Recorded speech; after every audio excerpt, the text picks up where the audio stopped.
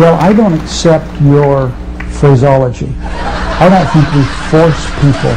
Taxation is not forceful? Well, no. It's voluntary? In fact, quite the contrary. Our system of government is a voluntary tax system. Oh, if you don't want to pay your taxes, you don't have to? Of course you have to pay your taxes. But well, the government will force you to pay, or they'll fine you or imprison you. We have a voluntary system. The fact of the matter is that if when you pay your taxes, you'll see in many other countries it's not voluntary. For example, in many countries, the government makes sure that your employer takes out every penny. In many countries, don't file income tax returns. We have withholding here too, don't we?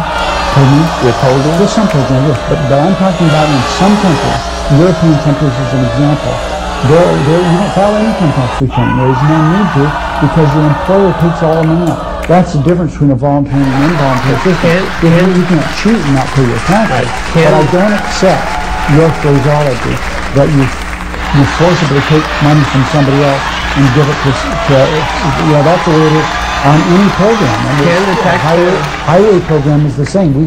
We take money, we forcibly take money in your phraseology from people on highways. Put people in the army. Can the taxpayer decide not to pay his taxes if he wants? You can not pay his taxes. What will happen? He's subject to civil and criminal penalties. They'll put him in jail. They use force against him. He pays. Everybody pays taxes under threat of jail or fine, under threat of force. In other words, you are forced to pay your taxes, whether you fill out your form voluntarily or whether it's withheld by your employer.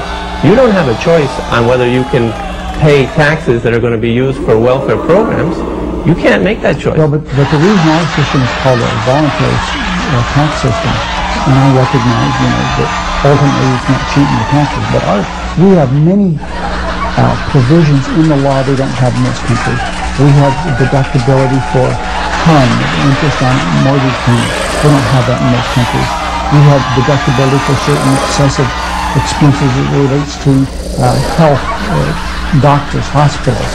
We have all kinds of tax. Some people call them loopholes, but others would call them incentives for people to do business. And that's why you're not forced to pay certain tax. There are ways if you decide to buy a home. You can decide not to pay taxes in the United States?